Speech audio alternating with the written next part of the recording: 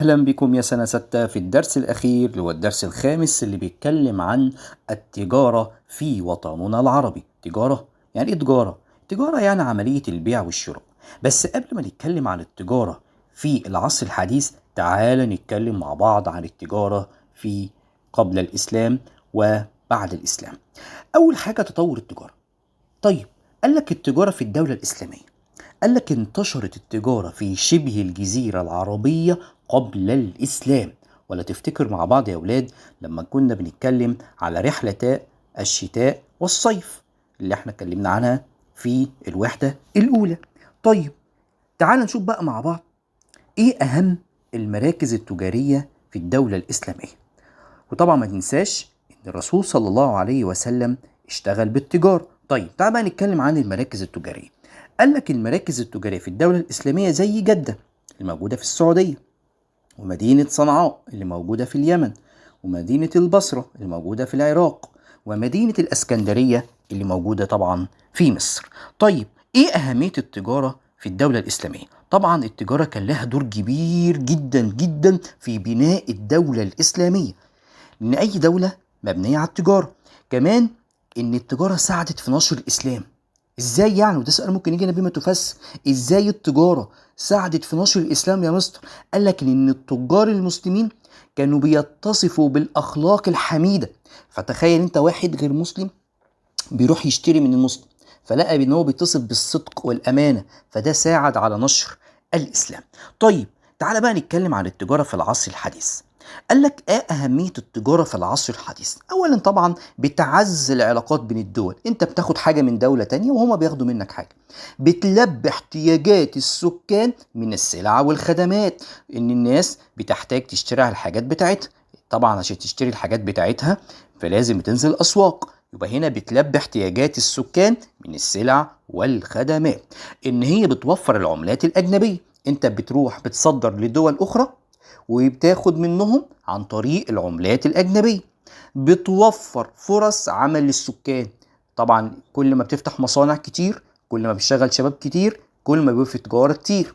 يبقى تيجي نتكلم تاني، السؤال ده مهم جدا، ايه هي أهمية التجارة في العصر الحديث؟ بيعمل تعزيز العلاقات بين الدول، تلبية احتياجات السكان، توفير العملات الأجنبية، وتوفير فرص عمل للسكان. ولو جالنا سؤال المهم تاني، ايه أهمية التجارة في الدولة الإسلامية؟ ساهمت في بناء الدولة الإسلامية وكمان نشر الإسلام. طيب تعالى مع بعض بقى نشوف أنواع التجارة العربية. قال لك ان التجاره بتنقسم الى التجاره البينيه العربيه يعني بين الدول العربيه، والتجاره الدوليه اللي هي الخارجيه، والالكترونيه. النهارده هنتكلم عن التجاره البينيه. اللي هي ايه التجاره البينيه؟ هي الصادرات والواردات من السلع والخدمات بين الدول العربيه. تاني، يعني ايه تجاره بينيه؟ هي الصادرات والواردات من السلع والخدمات بين الدول العربيه. طيب، تعاني التجارة البينية العربية من الضعف. ليه؟ بما تفسر، لأن في تشابه كبير بين السلع والخدمات بين الدول العربية، هم عندهم نفس المنتجات بتاعتهم. عدم تنوع الصادرات العربية، مفيش تنوع، هو ضعف التكنولوجيا. ضعف التكنولوجيا، وجود حواجز جمركية. يعني حواجز جمركية، تيجي تاخد حاجة من دولة عربية ادفع رسوم، تعالى في اجراءات، فبيعطلك. ان تركز التبادل التجاري العربي مع دول الجوار بس. يعني مصر جنب ليبيا، يبقى دول بياخدوا من بعض. مثلا عندنا بتستحوذ كل من الامارات والسعوديه وعمان على نحو 90% من الصادرات البينيه للبحرين. يعني بيبقى فيه تبادل تجاري اللي هو الدول المجاورة بس، وطبعا ده بيأثر. طيب ايه دور الدول العربية عشان ننهض بالتجارة البينية؟ قال لك اول حاجة لازم ننوع الصادرات، وخاصة الغير نفطي. يعني نبدأ ننوع في الصادرات ونحاول نخلي الصادرات متنوعة. نقلل الجمارك، نقلص يعني نقلل الجمارك بين الدول العربية عشان نسهل عملية ايه؟ التصدير. إقامة المعارض سواء الدائمة أو السنوية عشان نعمل دعاية للمنتجات العربية، نعمل حاجة اسمها تجمعات عربية عشان ننشر المنتجات العربية.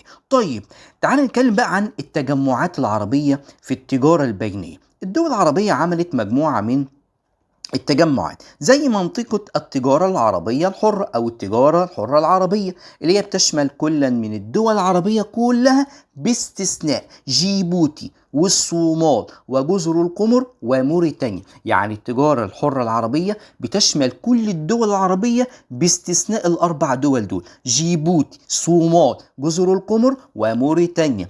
في برضو عندنا اتحاد اسمه اتحاد دول المغرب العربي، اللي هي تونس، جزائر، ليبيا، المغرب، موريتانيا. تاني: تونس، جزائر، ليبيا، المغرب، موريتانيا. اسمه اتحاد دول المغرب العربي. طيب ايه كمان؟ في مجلس التعاون لدول الخليج العربي، اللي هي زي الامارات، البحرين، السعودية، عمان، قطر، الكويت. وفي اخر عندنا اتفاقية، اتفاقية اغادير، ودي تشمل الاردن وتونس ومصر والمغرب، اللي هي اتفاقية أغادير، ومهمة جدا تشمل كل من الأردن وتونس ومصر والمغرب. هنتوقف إلى هنا ونستكمل الحلقة القادمة الجزء الثاني من الدرس. معكم مستر أسامة النوبي.